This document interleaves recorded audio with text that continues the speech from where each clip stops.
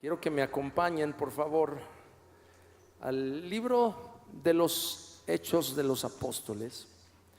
Y quiero compartir con ustedes tres puntos que son importantes para ser equipados por el Espíritu Santo y cumplir nuestro propósito.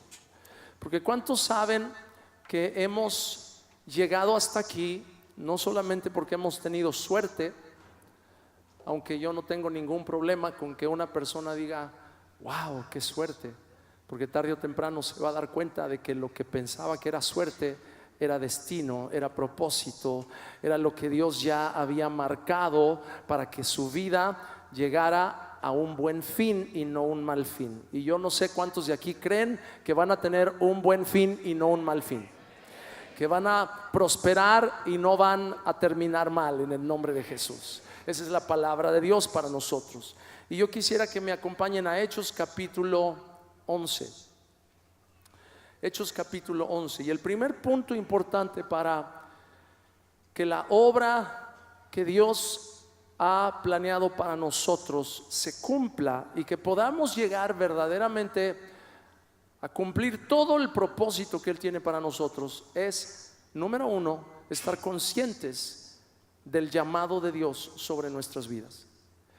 Todos, absolutamente los que estamos aquí, tenemos un llamado de Dios sobre nuestras vidas, un propósito, una asignación, algo que Dios desde que estábamos en el vientre de nuestra madre determinó para nosotros. Por eso dice en el Salmo 139 que desde que estábamos en el vientre de nuestra madre, Él estaba formando todas y cada una de las cosas que estaban escritas en su libro sin faltar una de ellas. Quiere decir que el diseño de Dios para nosotros, aún desde que estábamos en el vientre de nuestra madre, ya estaba determinado por un propósito. Les he dicho varias veces la ilustración de una fábrica de herramientas. Si tú vas a una fábrica de herramientas y ves en la línea de producción un martillo, seguramente lo verás ya sea con un mango de madera o de plástico, como sea, pero será un mango alargado y con una cabeza bastante pesada, de un material que generalmente es algún tipo de acero, algún tipo de metal, que tiene un diseño perfectamente pensado para clavar clavos. Ahora, ¿cuántos han tratado de desatornillar un tornillo con la parte de atrás de un martillo? Con estas, ¿cómo se llaman? Esos ganchos que tiene atrás para sacar los clavos. Seguramente lo has tratado de hacer como yo lo he tratado de hacer, porque no tenías a la mano un desarmador. Y lo único que haces es rayar el mueble y frustrarte y barrerle la cabeza al tornillo. ¿Por qué? Porque ese tornillo no fue creado ese martillo no fue creado para sacar tornillos, fue creado para clavar clavos. De la misma forma, cuando tú y yo estamos dedicados a cosas que no tienen que ver con el propósito que Dios planeó para nosotros, nos vamos a frustrar. Einstein, uno de los hombres más inteligentes que ha existido en toda la historia, él era famoso por decir: no hay ninguna persona tonta, solamente mal ubicada. Hay personas que están tratando de ser felices haciendo cosas para las cuales no fueron diseñados. Tú y yo no fuimos diseñados para la maldad, no fuimos diseñados para el pecado, no fuimos diseñados para los robos, no fuimos diseñados para la maldición. Fuimos diseñados para vida, fuimos diseñados para ser felices y no tristes. Por eso cuando una persona está triste se siente miserable. ¿Por qué?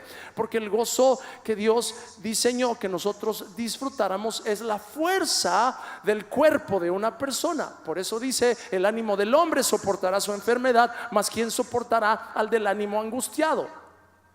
Es más, hasta tenemos un dicho que dice que lo aguanten en su casa, ¿verdad? Porque aquí ya nadie lo aguanta.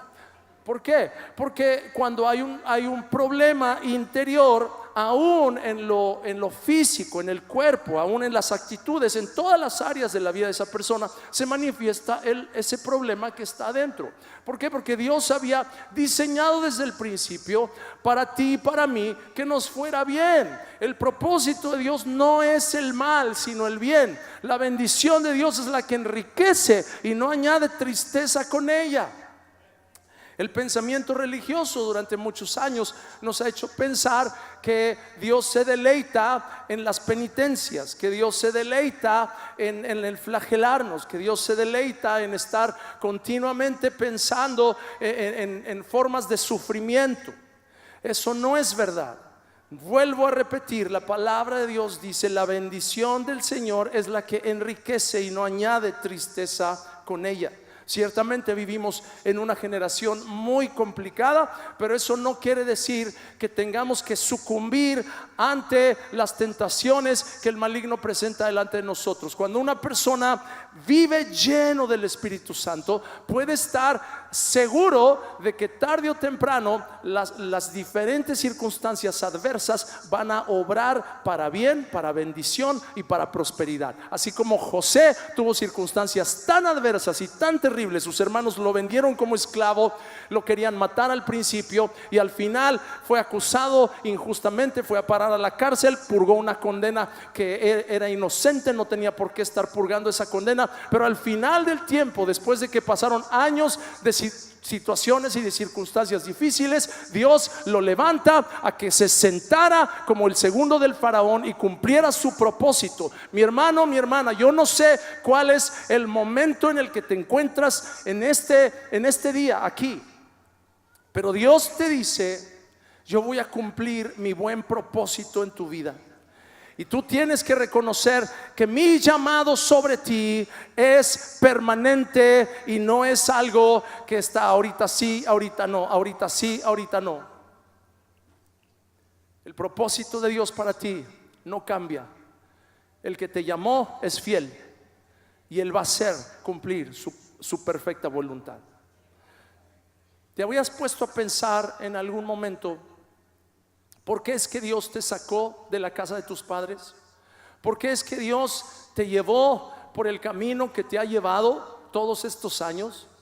Algunos pueden decir: bueno, pues yo fui el que me metí en los problemas que me metí y he sufrido mucho a causa de mis propias decisiones pecaminosas. Es probable que sí, pero aún tú tienes que entender que a pesar de lo que otras personas hayan hecho en tu contra, o a pesar de lo que tú mismo hayas hecho en tu contra, Dios puede redimir una historia de terror y convertirla en una historia de bendición. Lo hizo con José, lo puede hacer contigo.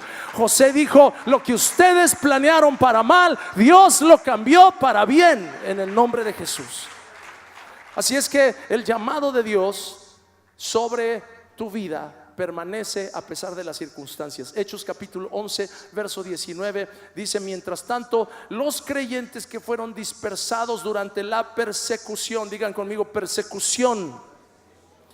Muchas veces vamos a tener aflicciones en la vida, vamos a tener situaciones difíciles, pero a causa de la persecución viajaron tan lejos como Fenicia, Chipre y Antioquía de Siria, y predicaban la palabra de Dios. Si no hubiera habido persecución, no hubiera sido predicada la palabra en todos esos lugares. Si no hubiera habido problemas de guerra civil en algunos de los países de los cuales tenemos gente aquí sentada hoy en este lugar, porque tuviste que salir huyendo, tuviste que salir para proteger la vida de tu familia o tu propia vida. Si no hubiera sido por esa circunstancia, no hubieras llegado a donde has llegado y no estarías aquí sentado en este día con el potencial de lograr grandes cosas para Dios. No estamos diciendo que nos alegramos en lo malo que ha pasado. Lo que estamos diciendo es que ninguna cosa que el diablo pueda hacer en tu contra te va a descalificar jamás del llamado de Dios sobre tu vida. Él va a hacer, el Padre Celestial va a cumplir su propósito en ti, no importando cuál es tu antecedente.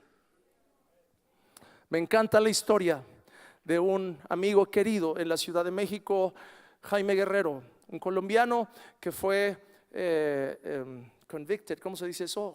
Condenado en México por 7 delitos de fraude. Lo mandaron a una prisión hace muchos años atrás, que se llamaba Lecumberri, la peor prisión de México, y ahí fue donde él conoció a Cristo. Su vida fue transformada, extraordinariamente, milagrosamente transformada, y hoy dirige un ministerio carcelario que funciona en tantas diferentes naciones del mundo, en especial en México. cada estado de la República Mexicana cuenta con un ministerio carcelario a causa de la fe y de la entrega de este hombre a quien Dios transformó de ser un criminal en ser una persona que está ahora dando muchísimo fruto para el reino de Dios.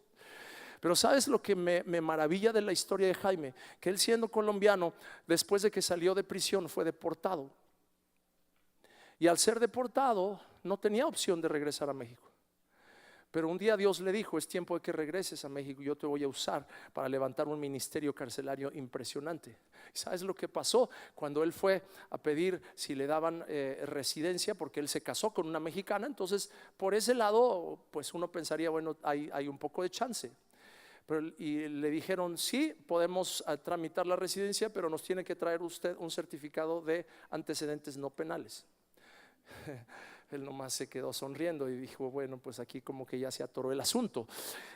Y sin embargo, ellos oraron y dijeron, y el Señor le dijo: ve y pídelo. ¿Y cuál fue su sorpresa? Que cuando él fue a pedir el certificado de antecedentes no penales, la institución que lo expedía, la Secretaría de Gobernación, tenía los archivos donde estaban todos los registros, que en ese momento todavía no habían digitalizado nada de eso. Eran archivos de papel, ¿cómo se dice eso? De a de veras, no digitales.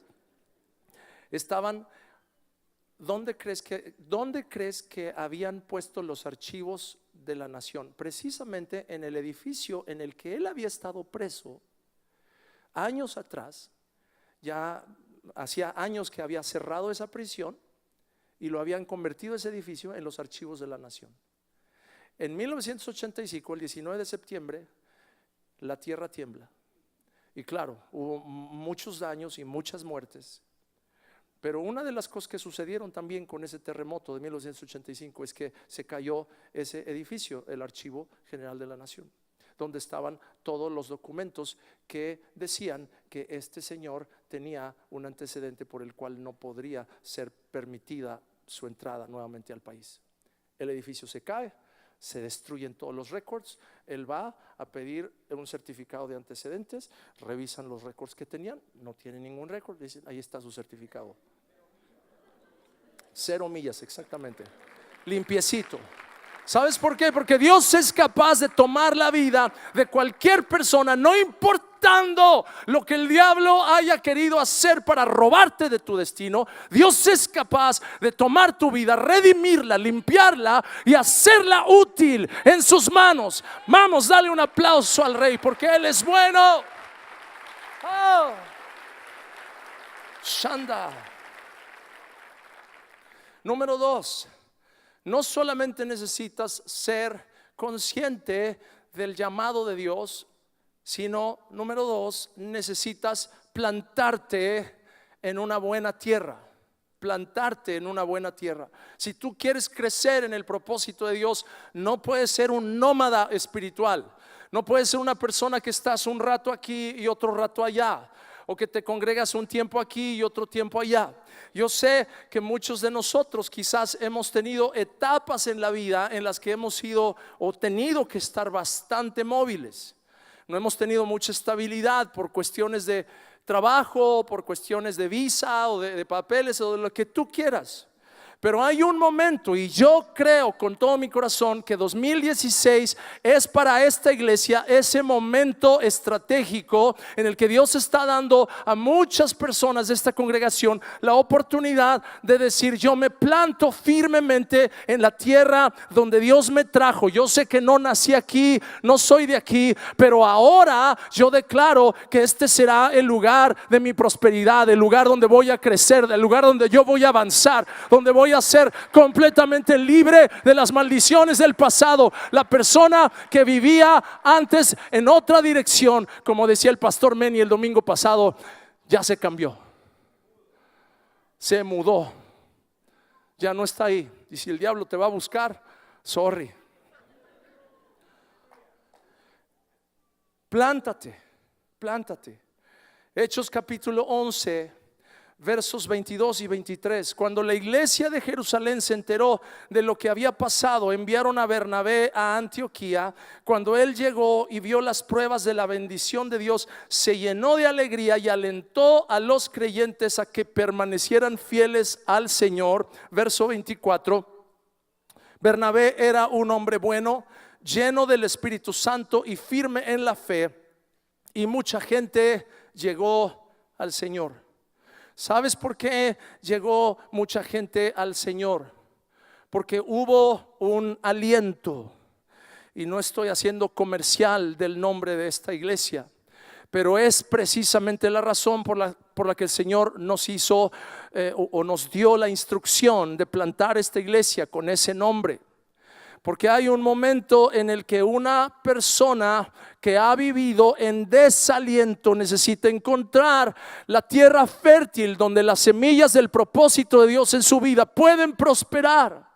Mis hermanos, porque esas semillas ya estaban en ti desde que tú fuiste concebido, desde que Dios sopló con su aliento de vida, cuando el esperma fecundó el óvulo en el vientre de tu madre. Desde ese momento empezó a haber en ti un palpitar, no solamente de tu corazón, sino también de tu propósito, del propósito que Dios te hizo para que cumplieras en el nombre de Jesús. Y ese propósito, mis queridos hermanos, solamente se manifiesta cuando hay una buena tierra en donde tú puedes crecer y donde puedes prosperar. Plántate. La iglesia en Antioquía, como dice aquí, que fue enviado Bernabé a Antioquía, porque la iglesia de Antioquía se convirtió en la iglesia más fuerte. En Jerusalén estaban los creyentes muy bien hasta que vino la persecución. Y cuando vino la persecución, se deshizo toda la iglesia en Jerusalén. Y cuando fueron enviados algunos de los discípulos, entre ellos Bernabé, a la comunidad en Antioquía, ¿saben qué pasó? Antioquía se convirtió en la iglesia más fuerte de aquel tiempo. ¿Por qué? Porque empezó a haber gente creciendo, gente saludable, gente conectada. Y por eso quiero aprovechar este momento para pedirles, por favor, escuchen mi voz. Dice la palabra de Dios, Jesús dijo: mis ovejas oyen mi voz y me siguen. Y eso, a pesar de que es una aplicación de cada uno de nosotros en nuestra relación personal con el Señor, también hay una aplicación de la iglesia local. Y las ovejas de una iglesia local tienen que escuchar la voz del pastor local. Solamente así puede haber un crecimiento saludable.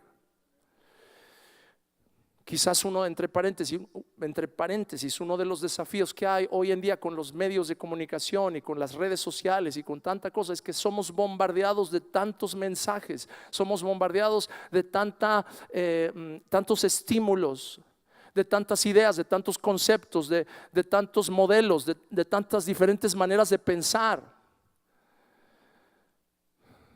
Hasta risa me da. Hoy en la mañana me llegó una notificación de una persona que estaba diciendo que yo soy parte de Illuminati. Y la prueba, ahí está el disco Illumina. Y que quién sabe cuántas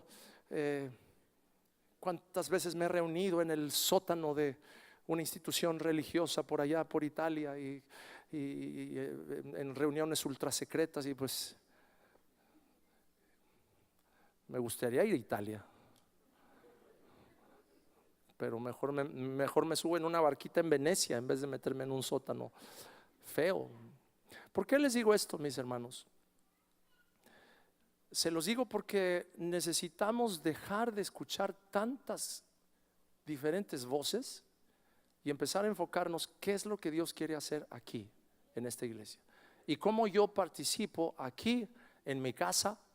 Y por eso, mis hermanos, lo que el pastor Gabriel hace un rato nos estaba animando a que hagamos, yo quiero enfatizar la importancia de eso. Se van a lanzar en esta semana 16 grupos. Son solamente 16. vamos a tener para fin de año cientos de grupos, no nada más docenas, van a ser cientos de grupos en todo el Metroplex. Y la razón por la que yo afirmo esto no es porque queramos romper algún récord numérico, sino porque queremos alcanzar a más gente para Jesús.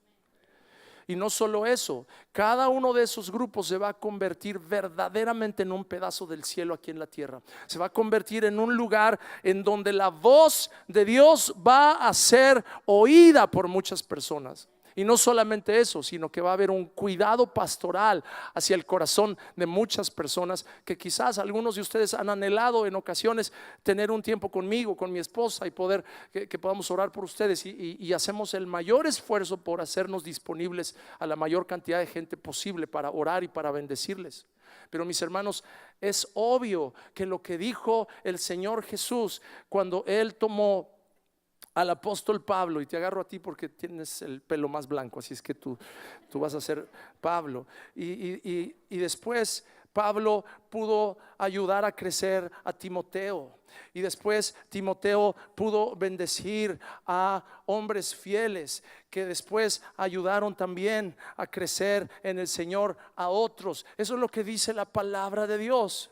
Dice Pablo el apóstol en la primera epístola del apóstol Pablo a Timoteo, capítulo 2, verso 2, le dice: lo que has oído de mí ante muchos testigos, esto mismo encarga a hombres fieles que sean idóneos para enseñar también a otros. Ahí está en la pantalla. Me has oído enseñar verdades. Tú párate aquí frente a Timoteo y pon tu dedo así. Sí. Me has oído enseñar verdades que han sido confirmadas por muchos testigos confiables. Ahora enseña estas verdades a otras personas dignas de confianza. ¿Tú eres digno de confianza? Sí, ok.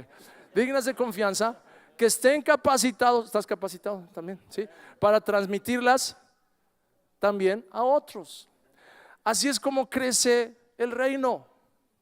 Si los otros se esperan a ver cuándo el pastor Marco tiene un tiempito para atenderme, pues te vas a frustrar, te vas a sentir que a lo mejor ni siquiera te amamos. Claro que sí te amamos, simplemente es un asunto de entender que en el reino de Dios la multiplicación viene a través de una cultura de confianza en la obra que Dios está haciendo en cada una de las generaciones que están siendo alcanzadas, confianza en el liderazgo de cada uno, confianza en el carácter transformado por el Espíritu Santo. Yo no dudo de la obra que Dios está haciendo en cada uno de ellos, y por eso les empoderamos, y por eso les asignamos autoridad espiritual, les damos, de acuerdo a lo que la palabra de Dios y el Espíritu Santo nos está guiando a hacer, un lugar o un espacio o una oportunidad para servir al Señor.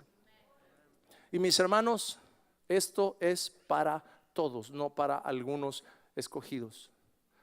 Algunos piensan: no, pues los amigos del pastor son los que les da su hueso. No. Bueno, digo, claro, son amigos, pero ese no es el factor que determina si una persona sirve o no sirve en esta iglesia. Es más, Dios me ha dicho: esta persona, y yo realmente obedezco al Señor, pero no es que tenga una relación de amistad con esa persona, no es que tampoco me caiga mal, y si me cayera mal, de todos modos tengo que obedecer al Señor. Pero mis hermanos, lo que estoy diciendo es que esto no es por compadrazgos, ni es porque a alguien se le ocurrió. Esto es la elección de Dios en la vida de cada una de las personas que estamos dispuestas y decimos: Señor, heme aquí, envíame a mí. Aquí estoy, Señor, úsame. Y cuando tú te presentas delante del Señor para que Él te sirva, para que tú le sirvas a Él, Él te va a ayudar para que tú entiendas cuál es tu lugar. ¿Cuál es el lugar donde tú tienes que servir? Donde tú puedes hacer una contribución. Ahora, eso, mis queridos hermanos, en este momento, como iglesia, tenemos la grandísima oportunidad, con el lanzamiento de estos grupos, de iniciar una nueva etapa de la historia de esta iglesia. ¿Y saben qué? Hemos visto indicios muy, pero muy alentadores. Más de 300 personas de esta iglesia están abrazando de una forma muy real, muy genuina, muy auténtica esta visión. Pero aquí habemos casi 800 o 900 personas. Yo sé que este es un proceso que va a tomar tiempo, que no todos quizás entiendan a la vez qué es lo que estamos implementando.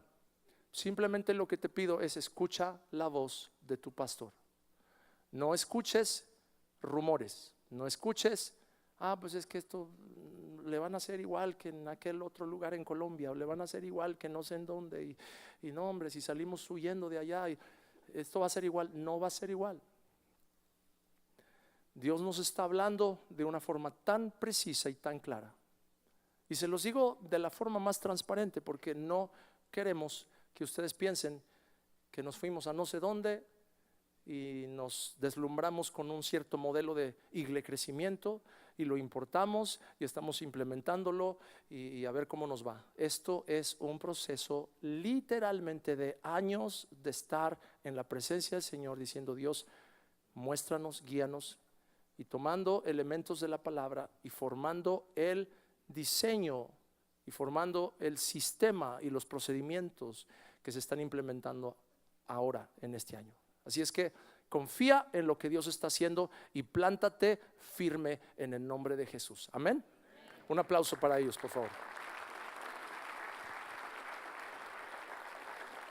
Y número 3 y último, si me ayudas, Gabriel. Número 3 y último, ya lo mencioné, una cultura de confianza. Hechos capítulo 11, versos 25 y 26. Después Bernabé siguió hasta Tarso para buscar a Saulo. ¿Te das cuenta que dice Saulo y no Pablo? ¿Por qué? Porque ese era su nombre antiguo. Saulo de Tarso, el perseguidor de los creyentes. Cuando lo encontró, lo llevó de regreso a Antioquía. Los dos se quedaron allí con la iglesia durante todo un año, enseñando a grandes multitudes. Fue en Antioquía donde por primera vez a los creyentes los llamaron cristianos. Antes de ese punto les decían los del camino, pero en ese momento empezaron a ser llamados cristianos los creyentes. Pero es muy interesante notar en estos versos que fue Bernabé, un hombre lleno de bondad, de compasión, de misericordia, el que abrazó a Saulo de Tarso, que se convertiría después en el gran apóstol Pablo. Pero hasta ese punto, Saulo de Tarso era un discípulo de Jesucristo con un gran potencial, pero que necesitaba a un Bernabé. Aquí hay algunos que son Saulos, que tienen un gran potencial. Todavía algunos quizás están medio broncos, y todavía por eso es que algunos de ustedes se desaniman, se desalientan. O a lo mejor tu esposa, tu esposo de repente te dicen: ay, sí, y con esas actitudes quieres servir al Señor, te voy a acostar con el pastor, vas a ver.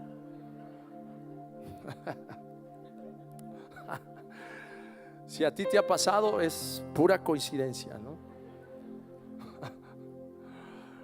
¿Por qué? Porque estamos en un proceso de ser convertidos de Saulos a Pablos, de ser gente que todavía estamos despojándonos de la pasada manera de vivir, despojándonos de la vieja naturaleza, y estamos extendiéndonos a lo que está delante. Y en ese proceso tenemos que tener paciencia. Y en ese proceso, gloria a Dios por los Bernabés. Y por eso, mis hermanos, cada grupo de conexión es una oportunidad de conectarte con algún Bernabé. Es una oportunidad de conectarte con alguien que te ayude a superar las situaciones que pueden hacerte tropezar. ¿De qué estaría lleno el corazón de Saulo que consentía aún en la muerte de un joven inocente? ¿De qué puede estar lleno el corazón de una persona? De amargura, de resentimiento, de violencia, de maldiciones. Y cuando esa persona es alcanzada para Jesucristo, no es de la noche a la mañana que se convierte en un santo. Me encanta la declaración: todo santo tiene un pasado y todo pecador tiene un futuro. Cada uno de nosotros, independientemente de nuestro trasfondo, tenemos un futuro en Cristo. Pero también todos los que han tenido ya una cierta madurez en el Señor tienen un pasado, y más vale que no se olviden, porque si se olvidan se hacen ingratos. Entonces yo quiero terminar este mensaje haciendo una invitación a aquellos que son parte de esta iglesia y que dicen: yo quiero tomar en serio el desafío del pastor de plantarme en la casa, no solamente estar asistiendo a las clases de la escuela de liderazgo, sino conectarme en un grupo de conexión. Porque estos grupos, y como se los dije el domingo pasado, lo vuelvo a repetir. Sé que a algunos quizás les cuesta trabajo entender lo que digo, pero si por ir a un grupo de conexión no puedes venir ya los miércoles, no hay problema. Si tienes que escoger entre ir a un grupo de conexión y venir a la reunión de los miércoles, prefiero que vayas a un grupo de conexión. A pesar de que sé que el Señor va a seguir operando y hablando y tocando corazones aquí en la reunión de los miércoles, pero creo yo que en este momento es más estratégicamente importante para ti conectarte en un grupo de conexión. Por eso pídele al Señor que te muestre y que te ayude a entender que este es el tiempo de hacer esa transición. Y si te toma unas semanas, no importa. Si de repente vas una semana y porque por cierto lo vamos a hacer, Pastor Gabriel, cada 15 días, ¿no es cierto? Son grupos cada 15 días, no son cada semana. Así es que si de repente puedes ir a uno y de repente el otro no pudiste ir, no importa, porque no se trata de cumplir y de poner una palomita. De lo que se trata es de que tú poco a poco empieces a tener una conexión con gente que, aunque no vayas, va a estar orando por ti.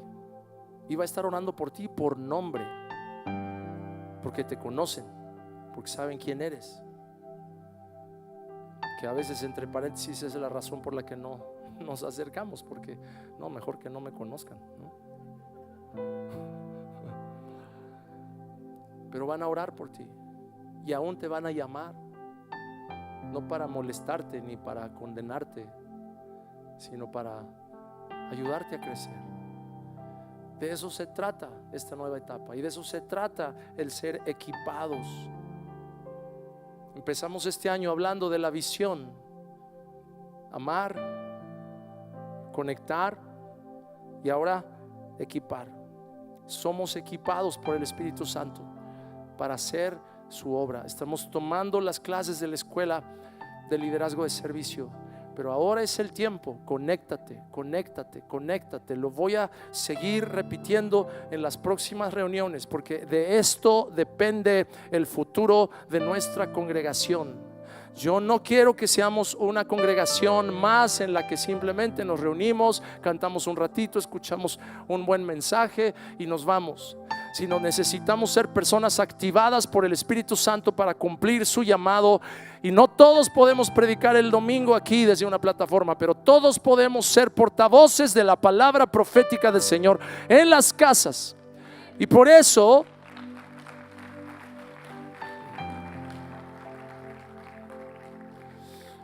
si me puedes ayudar, Joel, con esta última parte, porque lo voy a hacer súper rápido.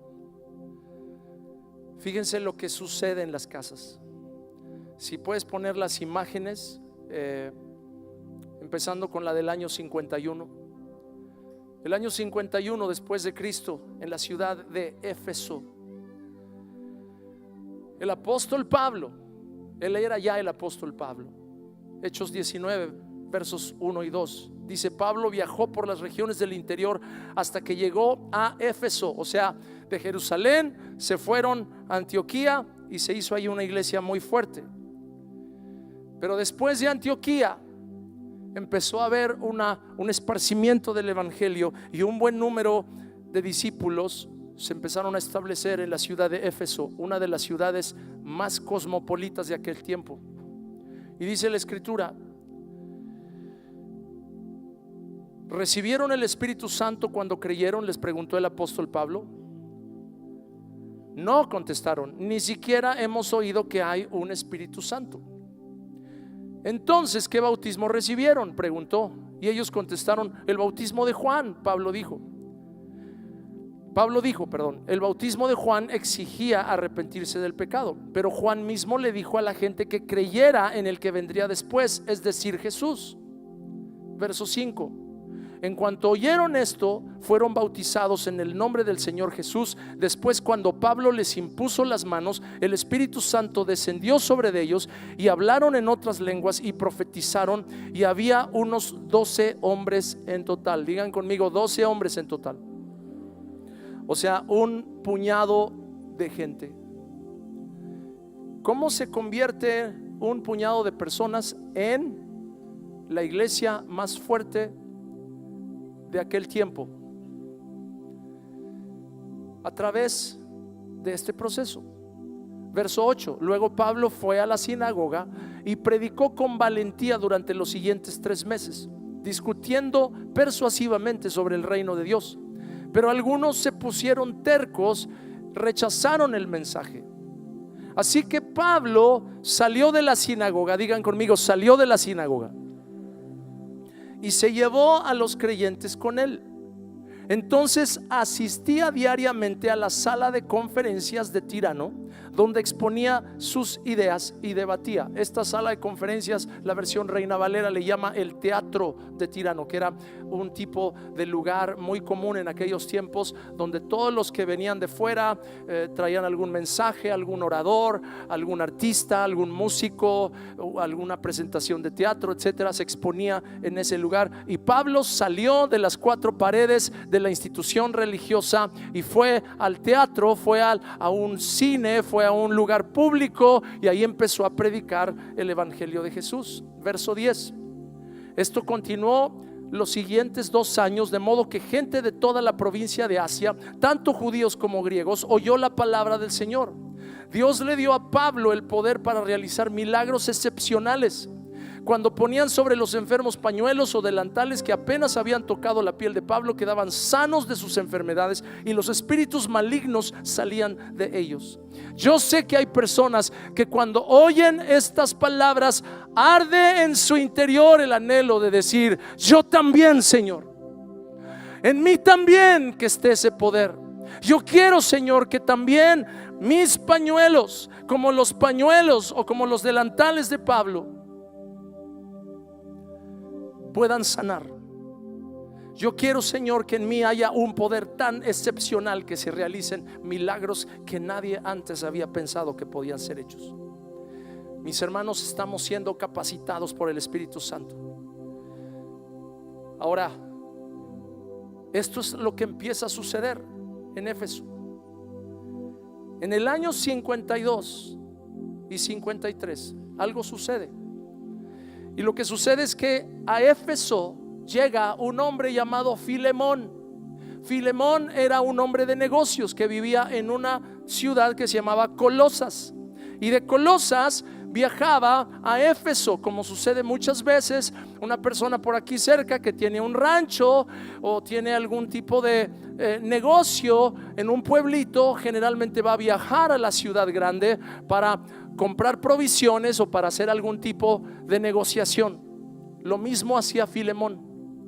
Filemón llega a Éfeso y escucha el evangelio y se convierte a Cristo.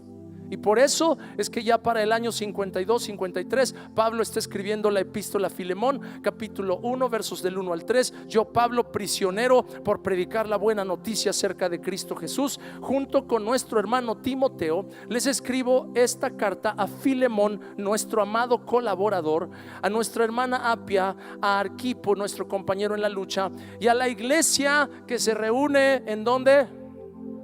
En tu casa. La iglesia que se reúne en tu casa. Pablo vivía ¿en dónde? En Éfeso. Filemón vivía en Colosas.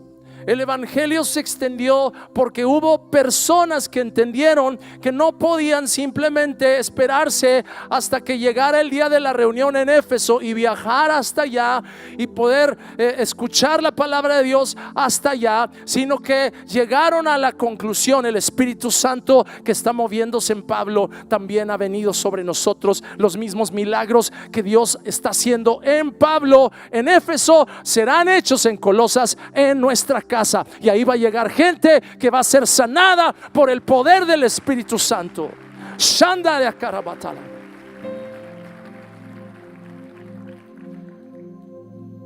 Pablo no fue a Colosas, Filemón fue el que fue a Éfeso. Por eso es que es necesario que vengas. Por eso es necesario que viajes. Por eso es necesario que inviertas tiempo. Quizás los más famosos miembros de la congregación, porque son de los que vienen más lejos, son Rafa e Inés, que vienen de hora y media de camino todos los domingos, todos los miércoles, y están fieles aquí, hora y media de viaje para llegar aquí. Y están aquí, están plantados, están firmes. Por eso yo, cuando una persona me dice: ay, pastor, ya no vamos a ir porque se cambiaron y ya nos queda 5 minutos más lejos la iglesia. Bueno, está bien, yo los bendigo y les digo: está bien, que Dios te prospere, y me da tristeza perderles, pero realmente tiene que haber una convicción. Hay un momento para ir, pero también hay un momento para entender que la gloria de Dios no se queda aquí, sino que se va conmigo. Y que cuando yo llego a mi casa y abro las puertas de mi casa, la misma atmósfera de la gloria de Dios que toca, sana y restaura, va a sanar, tocar y restaurar en mi casa. Y mi casa se convierte en el centro de la operación del Espíritu Santo en ese lugar. Nos brincamos un poquito al año 63. A estas alturas, Pablo ya no estaba en Éfeso, había sido llevado prisionero a la gran ciudad de Roma. Pero dice Hechos 28, verso 23, que mucha gente llegó al lugar donde Pablo estaba alojado, y él explicó y dio testimonio acerca del reino de Dios y trató de convencerlos acerca de Jesús con las escrituras. Pero dice que mucha gente llegó al lugar en donde Pablo estaba alojado. ¿Dónde se aloja una persona? En una casa. La gente llegó a la casa. ¿Por qué creció la iglesia? Porque las casas se convirtieron en los lugares para los encuentros con Dios.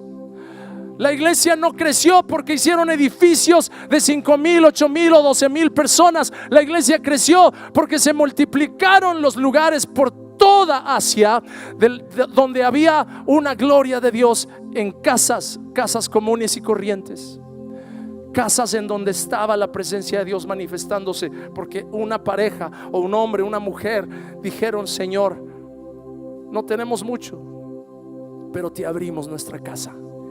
Ven, Señor, ven aquí, ven aquí.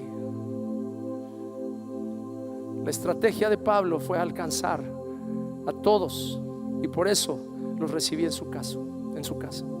Y termino con esto. Una de las personas que fueron a la casa de Pablo en Roma era un muchacho que era prófugo, que se llamaba Onésimo. Y Onésimo era siervo, o había sido esclavo de Filemón, el de Colosas. Yo sé que estoy hablándoles de muchos nombres y de muchos lugares. Si no estás familiarizado con la historia de la Biblia, quizás no me puedas seguir, pero simplemente no te desconectes, solamente escucha la conclusión de lo que voy a decir. Onésimo había salido huyendo de la casa de Filemón de Colosas porque era un ladrón, le había robado, y llega a Roma y va a parar por la misericordia de Dios en una de las reuniones de Pablo. Y por la misericordia de Dios el Señor lo salva, lo hace una nueva criatura, empieza a crecer bajo la tutela de Pablo, y llega un momento en el que la historia sale a la luz, y Pablo por eso escribe la famosa epístola de Filemón. Filemón capítulo 1 verso 10 al 12. Te suplico que le muestres bondad a mi hijo Onésimo. Me convertí en su padre en la fe mientras yo estaba aquí en la cárcel. Onésimo no fue de mucha ayuda para ti en el pasado, pero ahora nos es muy útil a los dos. Te lo envío de vuelta y con él va mi propio corazón. Verso 15. Parece que perdiste a Onésimo por un corto tiempo para que ahora pudieras tenerlo de regreso para siempre. Él ya no es como un esclavo para ti, es más que un esclavo, es un hermano amado especialmente para mí. Ahora será de más valor para ti como persona y como hermano en el Señor. Mis hermanos, este es el evangelio de Jesucristo, el que puede tomar a un ladrón y perdonarlo, lavarlo, limpiarlo, restaurarlo y hacerlo una persona útil. Y finalmente brincamos al año 110 después de Cristo. Y en el año 110 después de Cristo, la iglesia que estaba establecida en la ciudad de Éfeso, donde había estado Pablo, donde Filemón se había convertido, tiene en ese año un pastor, un anciano bondadoso, que según el texto Ignacio es registrado como el buen Onésimo. Onésimo, un hombre que tuvo un inicio muy tormentoso y que quizás nadie hubiera dado un cacahuate por él, y sin embargo Pablo lo cobijó y lo recibió como hijo. ¿Dónde lo recibió? No en la sinagoga, porque en la sinagoga lo hubieran apedreado. Lo recibió en su casa, porque en su casa tú te puedes quitar los zapatos. En la casa puedes quitarte la coraza y puedes ser transparente y decir: yo necesito un toque de Dios.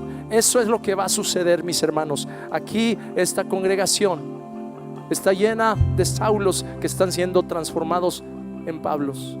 Está llena de Filemones, que son hombres de negocios que están descubriendo un llamado de Dios en sus vidas. Está llena de Onésimos que quizás están huyendo de un pasado, que no se quieren acordar de él. Pero el Señor dice en esta hora: yo haré mi obra perfecta y lo haré en el templo y en las casas. En el templo y en las casas. En el templo y en las casas. Y mi gloria se va a manifestar.